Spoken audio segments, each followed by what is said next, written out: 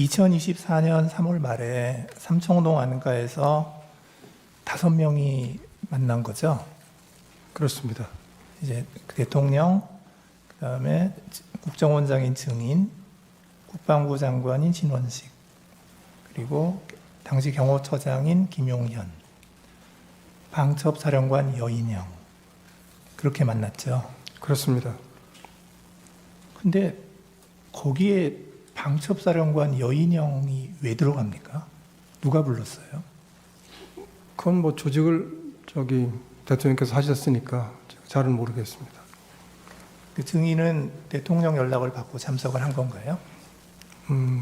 뭐 대통령실에 연락을 받았을 것으로 생각이 됩니다. 예, 예.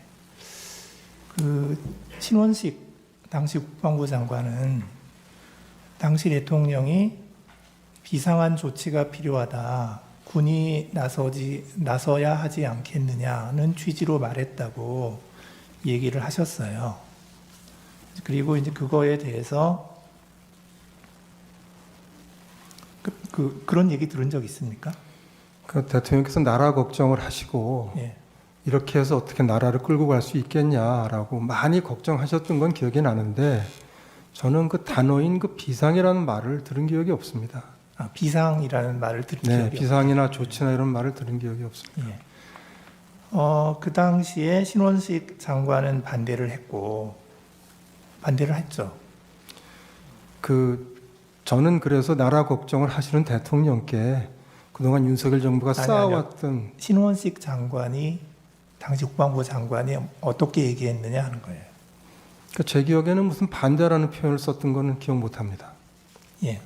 증인은 어떻게 얘기를 했나요? 네, 저는 그래서 윤석열 정부가 그동안 해왔던 특히 외교안보 분야에 있어서 여러 가지 성과들, 계속 남아있을 성과들을 설명을 드리고 그래서 이것들이 다 국민들의 평가를 받을 것이기 때문에 대통령께서 이렇게 부정적으로 생각하실 게 아니라 긍정적으로 생각하시는 것이 맞다라는 취지로 제가 말씀을 드렸습니다. 그 취지는 좀 반대한다는 취지로 말씀하신 것 같네요. 제가 완곡하게. 반대할 목적어가 네. 없었고요. 저는 다시 말씀드리지만 기억이 나면 기억이 난다고 말씀드리겠습니다. 근데 뭐 이미 신원식 안보실장도 얘기한 게 있으니까. 근데 저는 정말 그때 비상이라는 말씀을 들었던 기억이 안 납니다. 예. 기억나는 대로 말씀드리겠습니다. 그날 만찬이 끝나고 그 신원식 국방부 장관은 경호처장 김용현과 여인영을 데리고 국방부 장관 공관으로 갑니다. 그래서 어떤 비상 조치나 군에서 나서는 것에 대해서 반대하니까 대통령께서 혹시라도 그런 생각을 갖지 않도록 나는 국방부 장관으로서 절대 반대한다. 반드시 내 뜻을 전해달라. 이렇게 얘기를 김용현 경호처장한테 얘기를 했다는 거거든요. 그런 이제 그 증인은 이제 그날 모임 이후에 이러한 대통령이 언급한 그런 내용에 대해서 좀 부적절하거나 반대한다. 뭐 이런 취지의 의사를 전달을 한 적이 있었습니까? 그 3월 하순인데 그 모임 이후에는 뭐 그런 모임이 다시 없었고 그 다음에 김용현 장관이 경호처장이 아닙니다. 신원식 국방장관이 그 후속 모임 저녁을 가진 것도 사실은 비상계엄 이후에 저는 알게 됐고 계속 몰랐고 저한테 다시 무슨 비상조치라든지 비상계엄이라든지 하는 말씀을 대통령이 하신 적이 없습니다. 그러니까 사실 반대를 뭐 할 이유도 없었고 그렇습니다. 예. 그 증인은 국정원장이시니까 매주 대통령께 보고를 하나요? 그렇습니다. 거의 뭐 빠짐없이 매주에 한 번씩 합니다. 그 보고를 할 때 혹시 그런 이야기가 오간 적이 없었습니까? 비상조치나 비상계엄에 대한 얘기가 오간 적 없었습니다. 예. 그 신원식 장관은 이제 그 모임이 2024년 3월에 있었는데 그 2024년 9월에 국방부 장관에서 경질이 돼요. 그런데 이제 증인은 그 뭐 그 당시에 하여튼 뭐 반대하는 취지로 말씀하셨음에도 불구하고 계속해서 국정원장으로 계셨던 거죠. 예.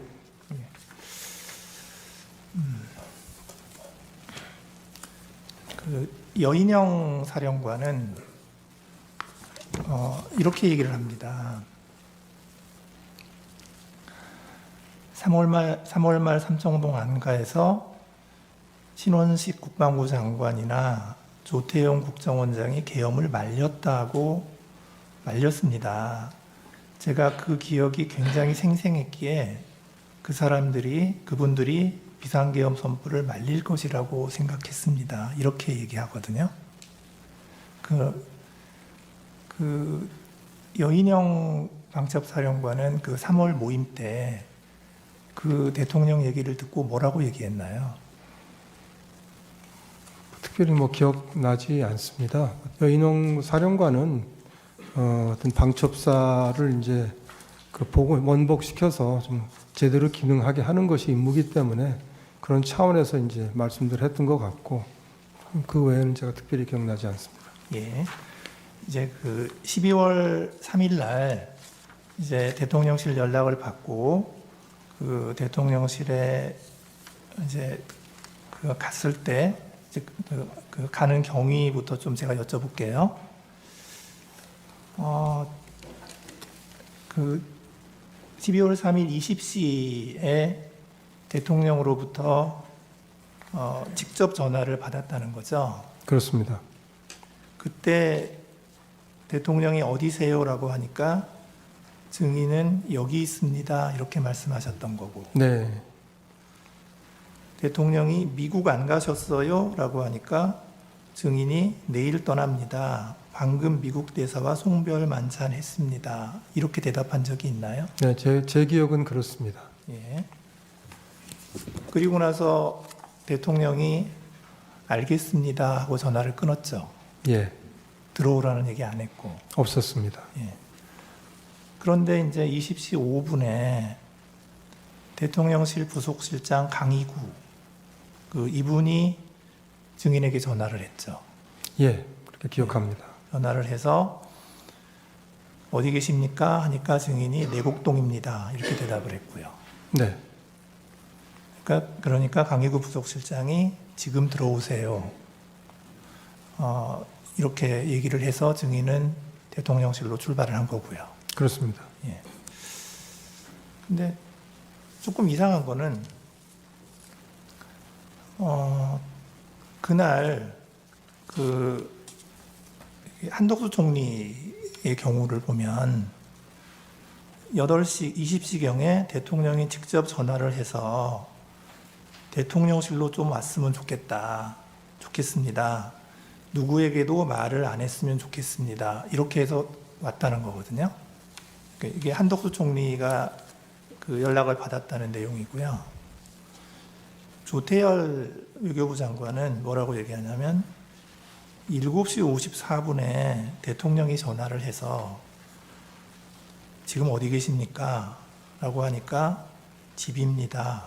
라고 하니까 지금 용산 집무실로 바로 올 수 있습니까? 차편은 됩니까? 이렇게 해서 바로 출발했다는 거거든요. 그리고 그날 또 그 통일부 장관 김영호 장관도 대통령으로부터 전화를 받았어요. 받았는데 이 전화 받은 게 조금 다릅니다. 저녁 약속이 있어서 식사를 마치고 휴대폰을 보니까 부재중 전화가 여러 번 와 있었는데 보니까 대통령실에서 여러 번 전화를 했더라. 그리고 이제 그랬는데 대통령께서 바로 그때 전화를 해가지고 대통령이 바로 용산으로 가능한 한 빨리 들어와라.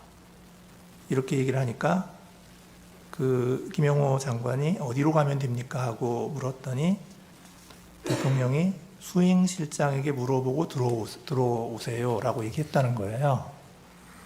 그러니까 이 김영호 장관은 아마 그 부속실에서 먼저 전화를 여러 번 했는데 이제 연락이 안 되니까 대통령이 전화 안 받는다고 그러니까 대통령이 바로 전화를 했던 것 같아요.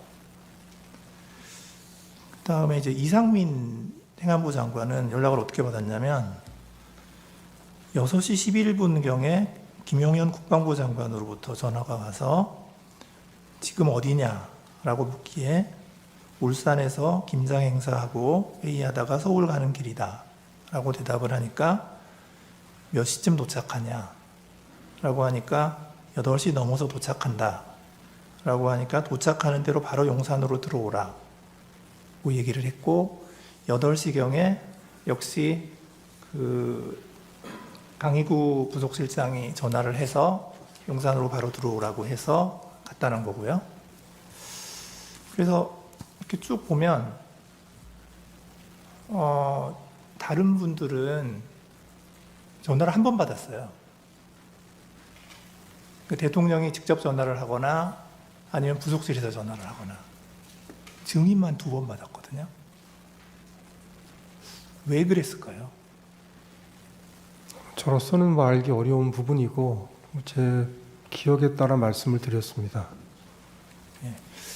그 증인이 그 대통령실에 들어갔을 때 집무실에 여러 사람이 있었죠. 네, 원탁에 앉아 계셨습니다. 예, 대통령이 있었고 한덕수 국무총리가 있었고 네, 김용현 국방장관이 있었고 예, 이상민 행안부 장관이 있었고 박성재 법무부 장관이 있었고 네, 그다음에 김영호 통일부 장관이 있었고요. 맞습니다. 그 당시에 이제 그 거기 있는 사람들이 다 말렸다는 거잖아요. 네, 다 걱정들 하고 반대하고 걱정하고 했습니다. 증인도 반대했잖아요. 저도 걱정을 했습니다. 네. 저는 반대라는 표현을 쓰지 않아서 언론 보도에서 제가 우려 표시를 했다고 표현했습니다. 우려의 표시를 했죠. 네, 그 당시에 이렇게 여러 명이 모여 있는 상태에서 증인이 발언한 게 그 전부입니까? 아니면 제 말은 대통령하고 독대한 적이 있느냐? 죄송합니다. 그 독대한 적은 없고요. 네. 그 제가 조사를 받으면서 이미 얘기를 한 것이지만 최상목 부총리가 대통령을 뵈러 들어갈 때 쫓아 들어가서 저도 한 말씀 하지 않으시도록 말씀드린 적이 있습니다. 그건 그 다음 나중 얘기예요. 예, 그건 뭐 최상목 부총리는 늦게 반이죠. 왔으니까. 네. 예, 그 나중 얘기거든요. 독대를 해서 무슨 말씀을 나눈 적은 없었습니다. 없고 최상목 부총리가 들어가실 때 제가 쫓아 들어갔던 적이 한 번 있습니다. 쫓아 들어가서 역시 반대. 네. 뭐 반대는 아니지만 하여튼 우려. 하시지 말도록 말씀드렸습니다. 이제 그 다음에 증인은 이제 국무회의 멤버는 아니지만 국무회의 할 때 증인은 어디 계셨어요? 국무회의 멤버가 아닌데. 그 대접견실에 한 20명 이상 앉을 수 있는 큰 테이블, 장방형 테이블이 있습니다. 거기에 이제 국무위원들이 쭉 다 앉고 저와 비서실장, 안보실장은 제일 끝자리에 가장 떨어진 끝자리에 앉아 있었습니다. 그랬군요. 그 국무회의를 이제 그 9시 21시 30분경에 시작을 했고 하여튼 회의를 시작을 했고 증인께서는 그 22시 45분에 대통령실을 출발하셨죠.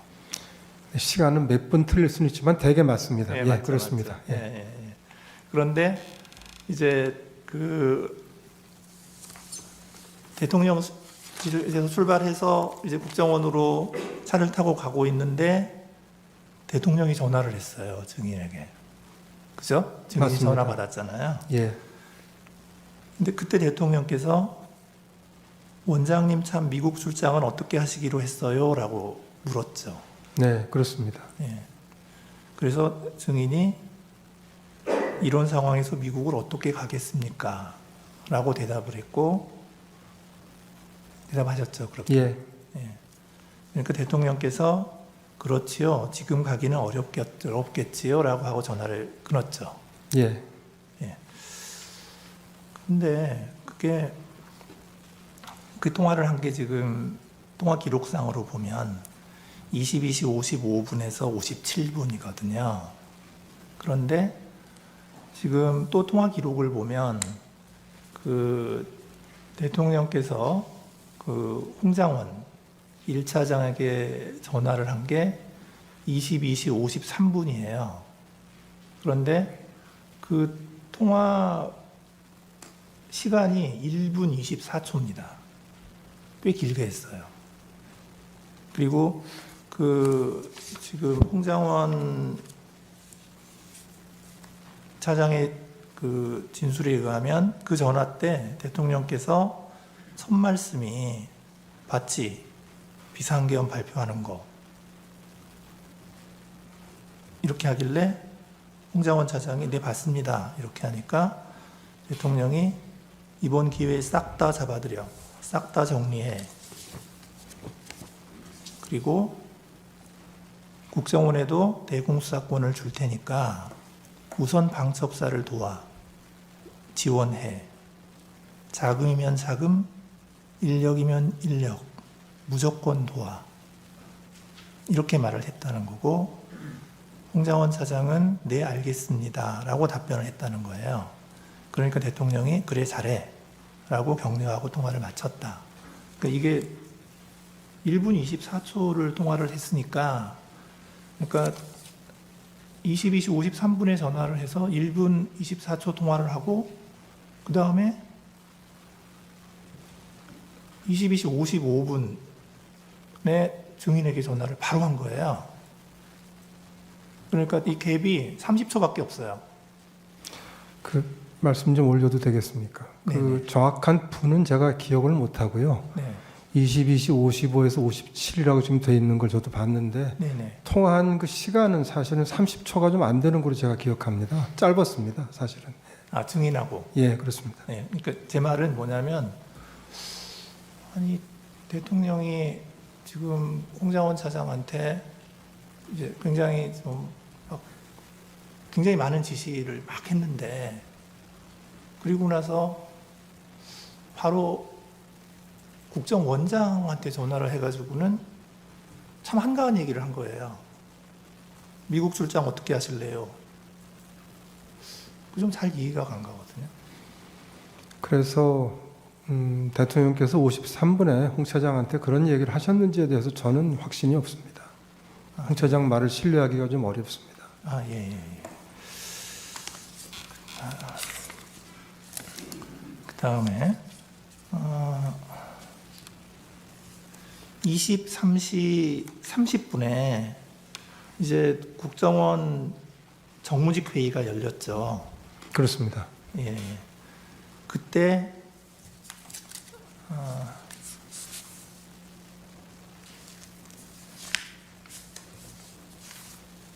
잠깐만요.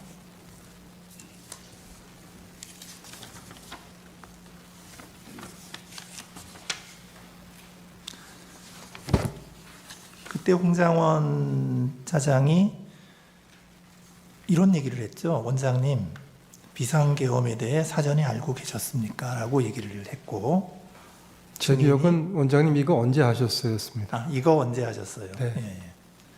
그러니까 증인이 뭐라고 대답했어요? 뭐 그런 걸 물어보냐고 했습니다. 그랬죠. 네. 예, 그때 증인의 기분은 어땠습니까? 좀 엉뚱한 질문이고 사실 뭐 맞지 않는 질문이라고 생각했습니다. 네네. 그래서 이제 쭉 회의를 하고 이제 그 하여튼 좀 여러 가지 이제 업무에 관한 얘기를 하고 회의를 마쳤죠. 예, 회의가 끝났는데 이제 홍장원 차장이 쫓아왔죠. 뒤로 네, 따라왔죠. 몇 분 있다가 다시 왔습니다. 예. 그때 그 홍장원 차장은 이렇게 얘기를 해요. 대통령께로부터 전화를 받았습니다. 대통령께서 원장님이 미국 출장을 가셨는지 아셨나 봅니다. 이렇게 얘기를 하고 얘기를 했는데 증인은 그 당시에 뭐라고 대답을 했나요? 저는 딱 부러지게 뭐 얘기했던 기억이 없습니다. 무슨 얘기를 하는지 다 들어보려고 가만히 있었습니다. 그러니까 아무 말 없이 가만히 계셨다는 그렇습니다. 거더라고요. 네, 그리고 홍장원 차장이 다시 얘기를 합니다. 대통령께서 방첩사를 지원하라고 합니다. 라고 그런 얘기 했죠. 그렇습니다. 증인이 대답을 했나요? 이게 무슨 얘기지 하고 생각을 했습니다. 대답은 안 하셨죠.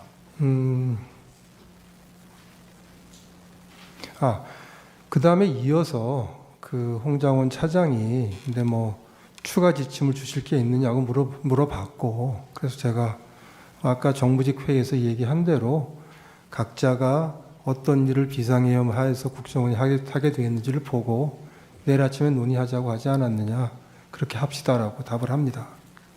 그 앞에 홍장원 차장이 한 번 더 얘기를 하죠. 방첩사가 이재명, 한동훈을 잡으러 다닙니다. 그 앞이 아니고요. 그 다음인가요? 재판관님, 저기 이제 저한테는 처음에 와서 대통령께 전화를 받았다. 예. 그 제가 이제 궁금하죠. 뭐 무슨 말씀을 하셨나 했더니 이어서 방첩사를 도와주라고 했다. 저는 뭐 도와주라고 했다고 기억하는데, 그래서 말씀처럼 저는 이제 듣던 얘기고, 또 비상계엄하에서 방첩사를 우리가 도와줄 게 있지 않습니까? 그랬더니 그럼 뭐 놀랄 일은 아닌데, 다만 대통령께서 1차장한테 전화하신다는 얘기를 처음 들었기 때문에 저 속으로는 굉장히 궁금한데, 제 성격이 그렇습니다. 대놓고 어떻게 하다 대통령 전화를 받았냐라고 물어보는 성격은 아닙니다. 그래서 그냥 들었고 나중에 한번 알아봐야 되겠다고 생각했고요.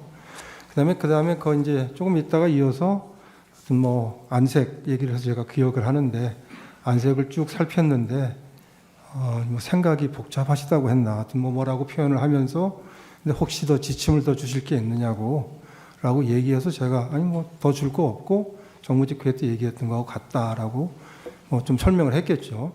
설명을 했더니 정말 그때는 좀 뜸을 좀 들인 다음에, 근데 이재명, 한동훈 오늘 밤에 좀 잡으러 다닐지 모르겠습니다, 뭐 이런 취지로 얘기를 해서 지금 또 갑자기 무슨 소리냐라고 저는 생각했습니다. 갑자기 튀어버렸습니다. 비약이 돼가지고. 그래서 이게 뭐 우리하고 상관도 없는 일이고, 그 다음에 두 번째는 그럴 것 같지 않고, 그래서 제가 보면서 그리고 이제 지금같이 엄중한 시기인데 원장하고 차장이 뭐 이런 일이 생길지도 모른다라는 얘기를 하는 게 좀 어울리지 않는다, 맞지 않는다고 생각해서 제가 이렇게 얘기를 했습니다. 아까 얘기한 것처럼 내일 아침 회의 때 다 우리 국정원이 하게 되어 있는 일을 의논을 하는 거로 하자. 뭐 더 할 얘기가 있으면은 그때 가서 하라고 하고 얘기를 했더니 좀 얼굴을 보고 있다가 일어나서 나갔습니다. 그겁니다. 그리고 저한테 방첩사가 잡으러 다닌다고 하지 않았습니다. 그냥 잡으러 다닐 것 같습니다. 그런 일이 생길지 모르겠습니다라고 이렇게 얘기를 했고, 그 다음에 뭐 위치 추적이라든지 방첩사령관과의 통화라든지 어떤 명단을 받았다든지 그 명단이 이거라고 보여준다든지 이런 얘기들이 없었습니다. 예, 알겠습니다. 자, 이제 그날 22시 30분에 국정원 정무직 회의를 하기 전에 이제 무슨 일이 있었냐면은, 이게 여인영 방첩사령관이 이렇게 얘기를 해요. 자기가 텔레그램 전화로 22시 30분에, 그러니까 1시간 전이죠. 22시 30분에 조지호 경찰청장에게 전화를 해서 체포 대상자 14명에 대해서 이야기를 하고 위치 추적을 부탁했다. 그 여인형이 그렇게 얘기를 하거든요. 예. 근데 이제 그 연락을 받은 조지호 경찰청장이 이제 뭐라고 얘기를 하냐면, 여인용 사령관한테서 전화가 왔는데 메모를 좀 해달라고 얘기를 했다, 자기한테. 그래서 조지호 경찰청장이 준비되었다라고 하니까 사람 이름을 불렀는데 15명 이름을 불렀다. 가장 먼저 불렀던 것이 이재명, 그리고 우원식, 박찬대, 정청래, 김명수, 권순일이라고 했고, 또 다른 이름을 불렀는데 김동연이라고 해서 경기도지사냐 이렇게 여인형한테 물어봤더니 김동현이다 이재명 무죄 선고한 판사다. 이렇게 여인영이가 얘기를 했고, 여인영이가 이 사람들을 체포할 건데 위치 파악을 좀 해달라고 해서 이렇게 부탁을 받았다. 이렇게 얘기를 하거든요. 그리고 나서 이제 조지호 정장이 또 뭐라고 얘기를 하냐면, 그 다음에 그 텔레그램 전화가 한 번 더 왔다는 거예요. 그래서 두 번째 통화를 해서 굉장히 급하게 한동훈 추가입니다. 이렇게 얘기를 했다는 거예요. 그 시간이 언제냐면 22시 30분에서 40분 사이입니다. 그런데 이 전화를 받고 조지호 총장이 어떻게 했냐면 협조를 안 해줬어요. 그러니까 바로 거절하지는 않고 협조를 안 해주고 그냥 아무런 조치도 안 하고 가만히 있었다는 거예요. 그게 조지호 청장의 이야기고요. 그런데 이제 그 다음에 이제 홍장원과 여인영이 이제 통화를 한 게 30분 후인 23시 06분입니다. 그때 2분 47초간 통화 기록이 있어요. 이제 그때 오늘 쭉 얘기한 14명 명단 불러주고 위치 추적 협조해달라고 얘기를 했다는 거거든요. 그리고 나서 23시 30분에 그 정무직 회의가 있었고, 회의 끝나고 증인한테 가서 이제 그 이재명 한동훈 잡으러 다닐 것 같습니다라고 얘기했다는 거거든요. 그래서 요거를 시간선대로 쭉 이렇게 놓고 보면은 지금 이 홍장원 차장이 그렇게 한가하게 증인에게 얘기했을 것 같지가 않아서 그 증인이 들은 내용이 그냥 정말로 그냥 증인이 이렇게 듣고 나서도 이렇게 그냥 뭐 내일 얘기합시다라고 할 정도로 그 정도로밖에 얘기를 안 했나요? 그 재판관님, 제가 이 부분을 아주 정확하게 기억하고 말씀을 드립니다. 이 엄정한 법정에서 다른 말씀을 드리면 안 되기 때문에 제가 진실대로 제 기억대로 그대로 말씀드린다는 말씀을 드리고, 한 가지만 더 추가해서 말씀드리면, 말하자면 큰 비밀을 이제 얘기를 했다면 그런 비밀이 하나 생긴 거 아니겠습니까? 그럼 그렇게 큰 비밀이 생겼는데 제가 홍장원 차장을 교체하자고 대통령께 건의드린다는 것이 굉장히 어려웠을 겁니다. 근데 제가 정치적 중립을 이유로 해서 교체 건의를 드렸습니다. 그걸 보시더라도 만일에 홍장원 차장이 저한테 자세히 얘기를 하고 했다면 제가 보기에는 교체 건의하기 상당히 어려웠을 것이다. 그것만 봐도 그건 아니었을 것이다 라고 제가 이렇게 말씀을 좀 드리겠습니다. 예. 김대우라고 방첩사의 단장이 있습니다. 그래서 그날 실제로 국회로 갔던 사람이거든요. 근데 이제 이분은 또 뭐라고 얘기를 하냐면, 여인영 방첩사령관이 이제 말씀하시기를 김용현 국방부 장관님으로부터 명단을 받았다면서 김대우 단장에게 수첩에 받아 적으라고 하였습니다.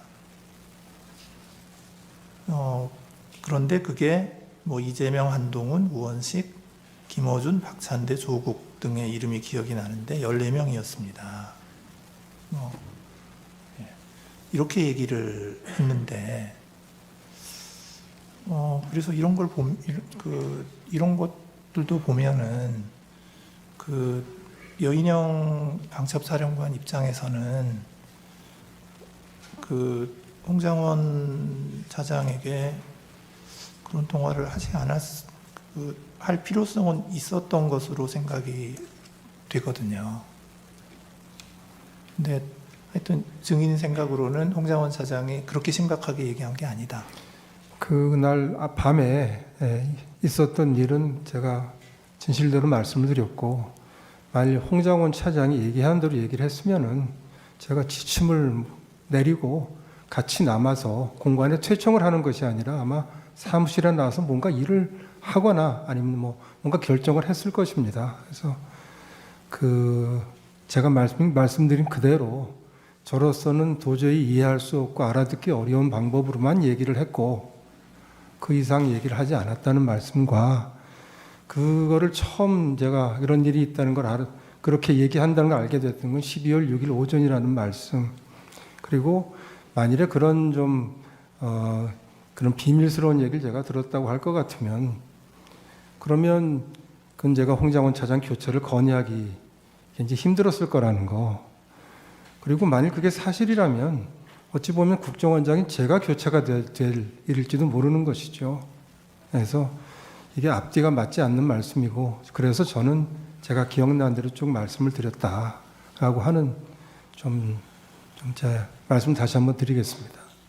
예, 알겠습니다. 예, 감사합니다.